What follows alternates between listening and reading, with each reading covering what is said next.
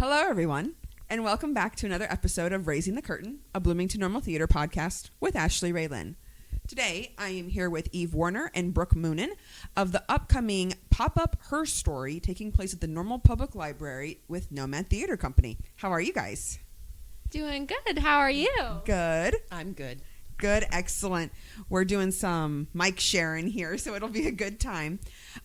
Eve, let's start with you. Can you tell me a little bit about yourself, how you found your way to Bloomington Normal, and how you found your way into theater? Yeah, so I've been in and out of the theater scene probably since I was in high school. I went to college at Indiana University and was part of the theater program there for a bit, and then honestly took a break when COVID happened. And then my first show post-COVID was Puffs at Community Players in town, and this is my second show since COVID, so I'm very excited to be a part of it. Excellent. Brooke, what about you?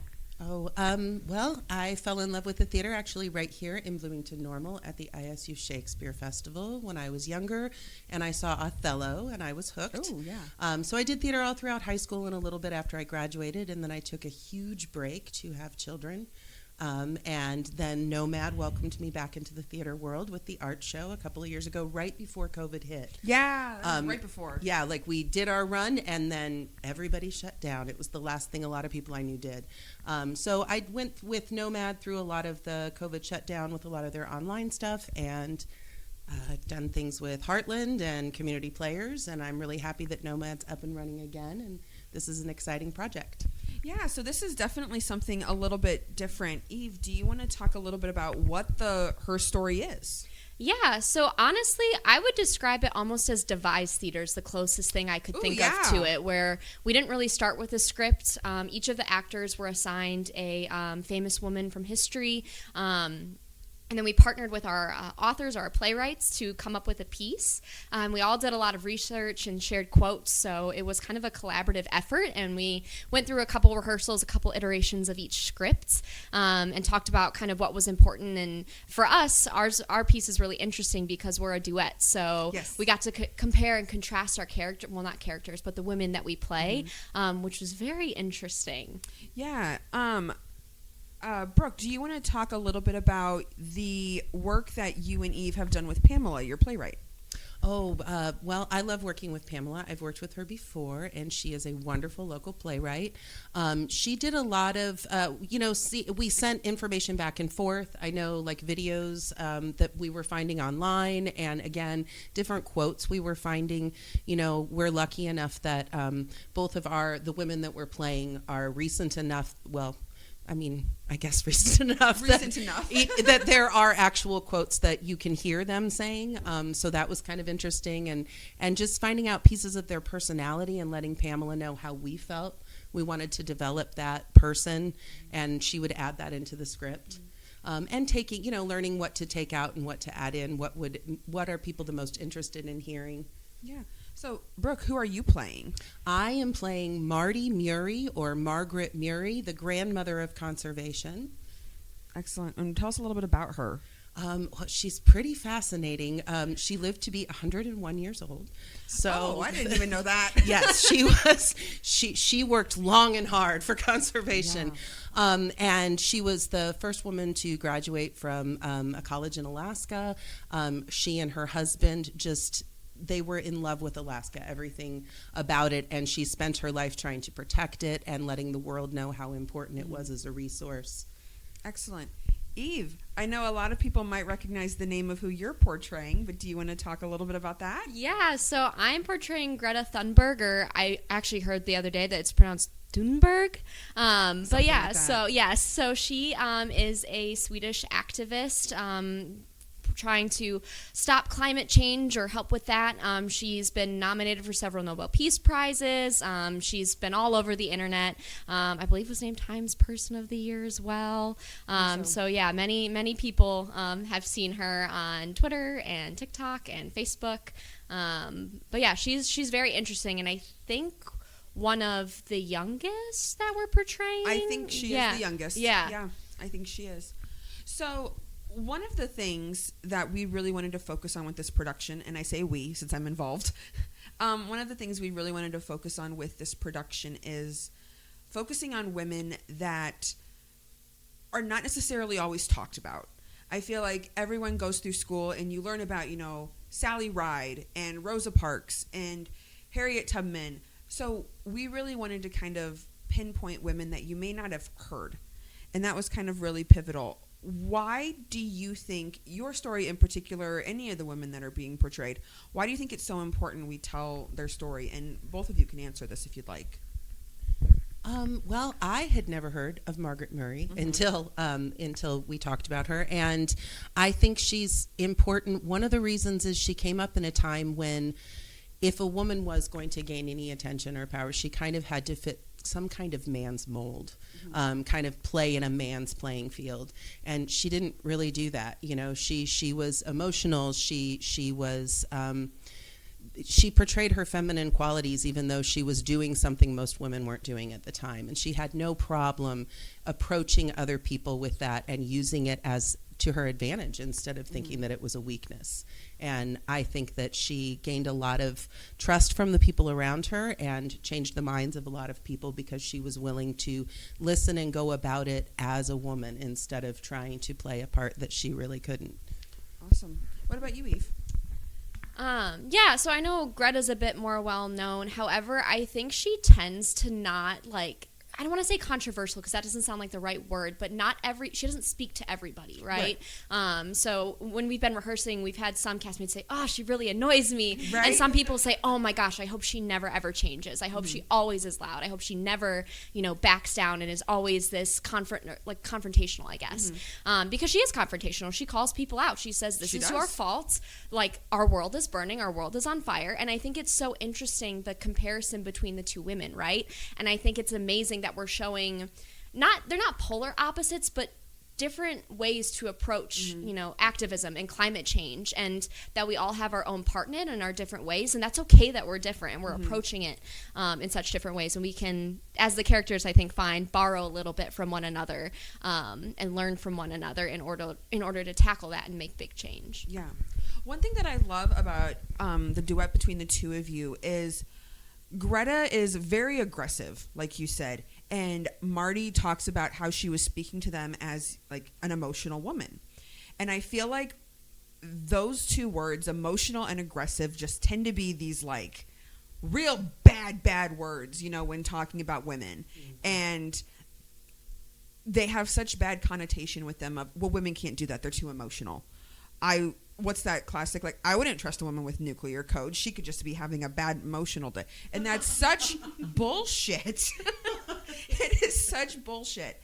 And I know it's not just your guys' that we talk about that. I know Latricia's talks about that. I know Kayla's talks about focusing on taboo subjects that we're not supposed to talk about as women. And I think that is so pivotal.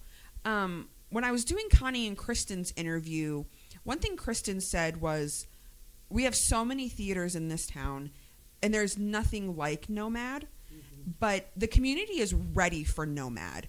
What do you think audiences are going to take away from seeing something so immersive? And a lot of people might think it's like the cemetery walk, but it is a little bit different. I think it's going to kind of shift responsibility more onto an audience than they usually have. Each one of these women or pairs of women are telling a story that involves some kind of conflict in their life, something that they had to overcome. And I think usually we kind of sit back and are complacent and listen to those things. And I think a lot of these monologues and skits are asking people to come in and take responsibility for the information they're being given. I think that's a great answer. Eve, do you have anything you want to add to that? Yeah, I mean, along a similar vein, I think it just invites the audience to come along with us. It's taking place in your hometown, in your own library, where you might go and check out books or read or do work or whatever every day. And I think just this time that we're in is very pivotal in the way that we're viewing women and talking about women. This show reminds me so much of, there's this scene in the Barbie movie, weirdly enough, where there's the lawyer Barbie is I can be emotional and I can make a valid point or whatever. Yeah. And I think culturally, that's where we're at right now. And I think this allows everyone that Barbie movie moment of their own, if that makes sense, where you're yes. I can be both things and I can have agency and I can be responsible because it shows about me. I'm literally in it right now. I think the Barbie movie is a great example. I don't know about anybody else, but I cried like a baby during that movie at so many scenes. So good. And it always cracks me up. The people who complain about it, I'm like, you clearly did not get the point of what this movie represents. And I'm really hoping that what we have done with all of these different monologues and all these different duets, that, no pun intended, but you're not judging a book by its cover, right? And the nice thing too is, since we are in the library, there are books on all of these women, and if there's not a physical book, there's an online book. The library can provide you with resources. I should specify, this is at the normal public library, correct? Yes. Yes. So, do you guys, aside from Greta and Marty, do you have a favorite woman that you're excited to learn about? Well, I think I have told every person that I've run into in the cast of the story, Judy Blume, because I absolutely adored her when I was younger. She told stories that I really wanted to hear, that were important to me growing up. And I did write her a letter when I was a little girl, and I got a postcard back with a picture of her house on it. And I am just so excited that she's being put up for people to look at. And like you said, talking about subjects, especially when I was younger and even before I was young, at time that you really were not allowed to talk about that. And unfortunately, we still live in that world. Mm-hmm. There are so many issues as women that we grow up and we find out, hey, wait, why don't I know anything about this? Yeah. Whether it's puberty or perimenopause or anything as we age, we just don't have information. Mm-hmm. And she tried to give that to us. Yeah. I know when we were in rehearsal with Kayla the other day, one thing that kind of cracked me up that I didn't know anything about is she wrote, I don't remember which book it was. I think it might be Forever. Yes. That she wrote that for her daughter because her daughter had never seen a book about teenagers having sex where they didn't die. That's right. That's right. It was like a horror trope. Yeah. Like if you have sex, then you're punished by death. And my whole thing was, then we wouldn't have teen pregnancy. That's right. And I'm like, you can't have, like... you can't have them both. You can't have them both. So, but, and I know Kayla... One, we all know Kayla Pulliam Mendoza, phenomenal actress. Yes. Will make you cry, will make you laugh. She's so entrancing to watch. And as someone who like grew up with the Judy Blume books, but wasn't like actively reading the Judy Blume books, I wasn't allowed to. Oh wow. Yeah, our school like didn't have them readily available to us. Oh. So I get that, and now I'm over here like, well, heck, at 30 years old, I might go read Are You There, God, It's Me, Margaret, just after hearing Kayla's speech about it. Yeah. Sorry for my side tangent. No. Eve, what about you? Who are you most excited to see? Oh, gosh, I don't know. There's so many. I think, is it Beatrice or Beatrix Potter? Beatrix, perfect. Yes, Peter Rabbit. I love those books so much. I know. So I remember going to one of the rehearsals and hearing that Beatrix actually sort of self-published or published in a way that she managed the price of the books and kept them relatively cheap, so that way children could afford them. And I just love that so much. I know.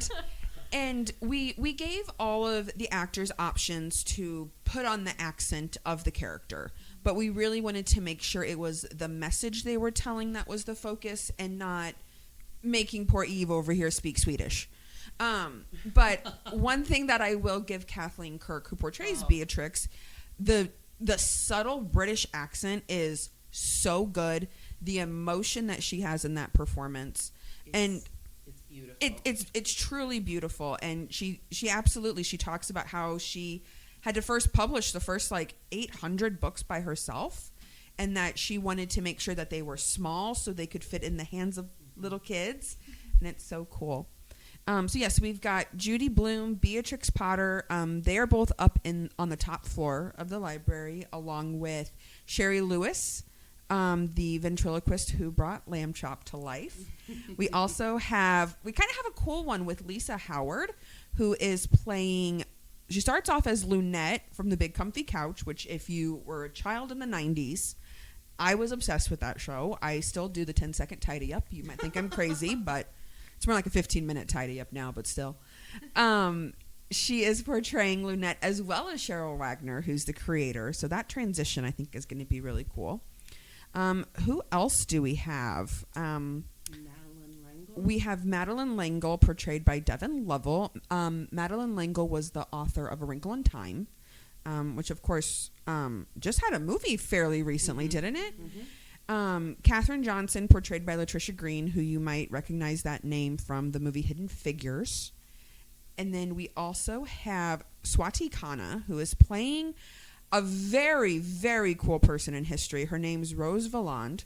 I won't give too much away about her because Swati does an excellent portrayal, and I don't want to give anything away because it's very immersive with hers.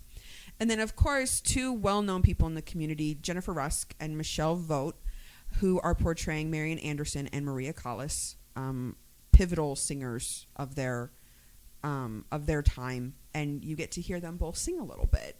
So who doesn't want to just hear Jen and Michelle sing? Oh, I know. Right. So good. Right. People coming to see this, what can they expect? What is going to happen once they get to the library? Well, I believe that there's a card that they will be given when they get there. It's really cute. It looks like a little library card, yeah. Which I guess we don't even get to see anymore, but they're exciting to me. There's nostalgic. And they will have the times that all of the different people will be portrayed, and you can move through the library kind of as you wish based on that time card. If you only have a little bit of time and there's some people you really want to see, you can go and see just those people and come back later to catch everybody.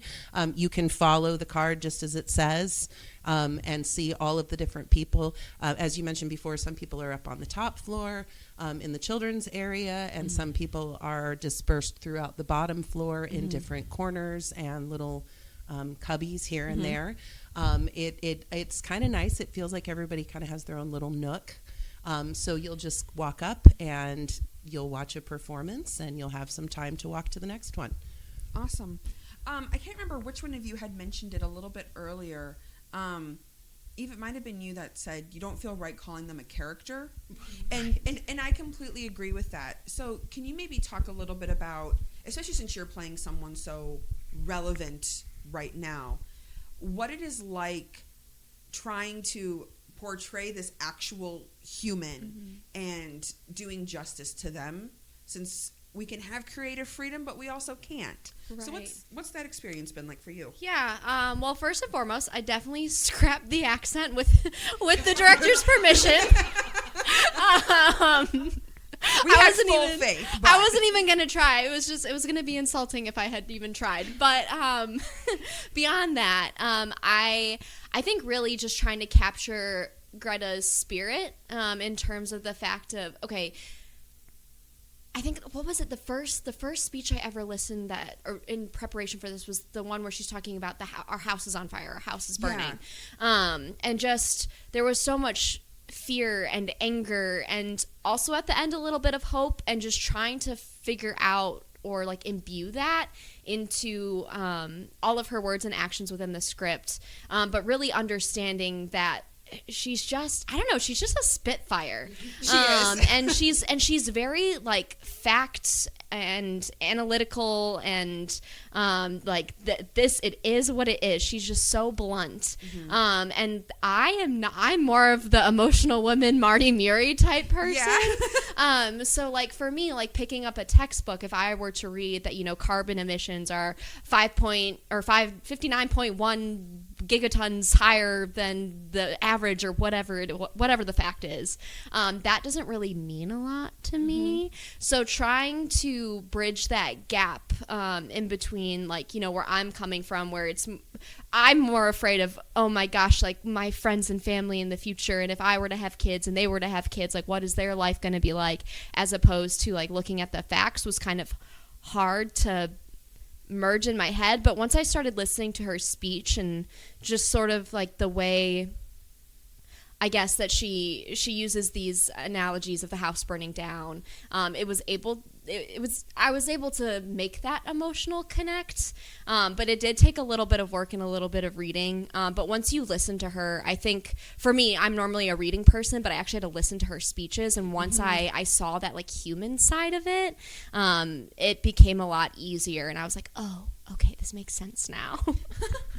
Well, and I think like the real gift that Nomad gave all of us when they set it up this way, when you guys all decided that they wouldn't be pre-written, and that we would have that ability. You know, as we researched these women, you did get to know them. And I know, like, Pam and I went back and forth about, like, how much information can we give about her husband, because this is about these women. But after watching her interviews and seeing, like, it wasn't, like you said, it wasn't a creative decision. It was like, how can we bring these actual people to life in a way that isn't mimicking, but like you said, captures their spirit. Yeah. You know, every time this woman talked about her husband, in every interview I saw, you saw her face visibly light up and her eyes actually twinkle. There's this 96-year-old woman with twinkling eyes, and I just thought, you have to add that love story into her. Like, it's a part of who she is, and it felt like my responsibility to tell my playwright, like, you know, no, I'm telling you, she would want us to tell this part of her. And that was really nice. And I know from talking to other people that they've had those experiences too, having the power to create their script. So Eve had kind of mentioned that she is more of like the Marty Murray type, more emotional. Do you think you're the same, as more of like the emotional woman? Or how do you think you differ from her at all? I'm definitely an emotional woman. There's no doubt about that. But, you know, again, she talks a lot about her honeymoon, and it was an 8-month dog sled, 1,500-mile dog sled. Brooke wanted us to bring in a dog sled. Yes, I thought I should enter that way. It would be my chariot. I deserve that. But I just thought, oh my gosh, like, I love being outside, but not like this woman. Not like at all. And I just thought, you know, all of the things she talks about are very inspirational to me. But a lot of them are not things that I would actually want to do. I want the outside to be saved for me to look at and experience in the way I want to, but not as deeply as Miss Marty Murray. You don't want to nurse 3 kids in the Arctic winter. Expedition and going down the Yukon River. Oh man, that woman, God, she was like, I don't know. I feel like she would have been the strongest human alive. Oh yeah. Like yeah. honestly, I would not want to pick a fight with her. Oh boy. So you both have touched on this, but well, here, let me interject. So when we went into auditions for these, we wanted you guys to just come in with a dramatic and a comedic monologue. We asked some people to do some improv just to kind of see where their strengths were. And then from there, we assigned an actual category of like, these 2 are going to do the like teen section. These 2 are going to do music. This one's going to do science fiction, and so on and so forth. So we obviously had some women in mind of who we wanted to do, but we didn't want to restrict it too much of like, we really want Julie Andrews. We have to find a 5'7" blonde soprano. That got a little too specific. So in your discussion with Pamela in the beginning, how did you 2 settle on these characters and decide that it was a thing? I think that Pamela felt very passionate about and wanted to do this. I don't believe in any way that if either one of us had been like, I am not playing that person, that there would have been any problem. But it was kind of like, this was one of the kind of gung-ho ones that we wanted to. Yeah, that was just, and I mean, I think we fit just fine. Yeah. You know, I think, you know, we both do fine. It fits well. Those women, and it's not, it wasn't like it was a big stretch or anything. Right. And I mean, we kind of had the same thing with, okay, well, we have Jen and Michelle, who are 2 really good singers. Right. It would kind of be dumb to not have them sing. Things like that. And then you've got, like, Lisa Howard, who's just a clown in herself, right? Yeah, why? She is a ton of fun. Come yes. on. I mean, I do know that definitely Cheryl Wagner and Lunette was not on our list, but it fit her so well. And then same thing with the woman that Swati is portraying. Like, nobody is. I don't think anybody living has probably heard of Rose Valland. No, and she's really fascinating. She's one so of the ones cool. I wanted to watch the most to get the information. And I know Swati and Morgan Rondinelli, her writer, they found her just through like Google and stuff like that. So it's a very interesting process, but it makes me happy that you 2 were able to work with Pamela to really solidify who these characters were. Oh, definitely. Make sure that your script did both of them justice. Yeah. So, when can people come to the library and see this?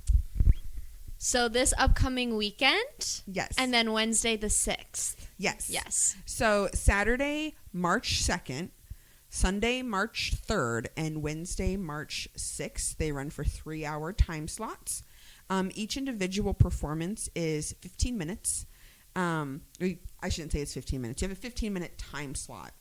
And one thing we do also want to encourage, especially for the people who, if you want to see just solo performances, ask them questions. A lot of those scripts have, well, do you have any questions for me? And stuff like that.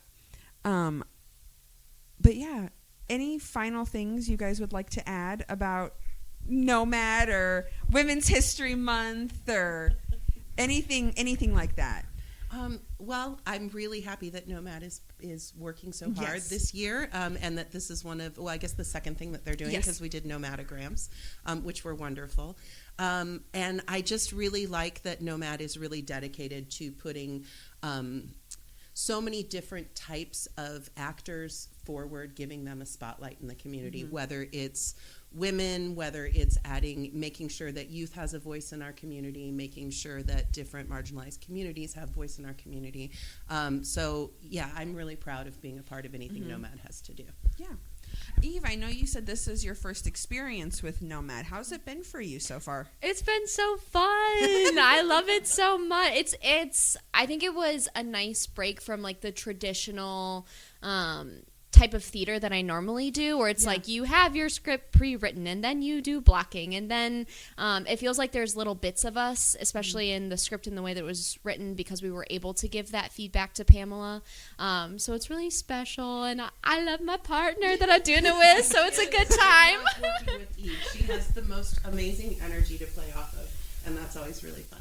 Awesome. I'm going to jump back to that, because one thing that I do love about Nomad is they are a great resource if you want to do theater, but I mean, you work that full-time 40-hour-a-week job, you have kids, and our rehearsals, like we've had rehearsals on Zoom, usually maybe like once or twice a week for like an hour or so. It provides you that lower commitment, but still being able to have that creative outlet. Exactly. So, all right. Well, thank you both so much for doing this. I'm so excited for the show to go up, and I think it's going to be a really good time for everybody.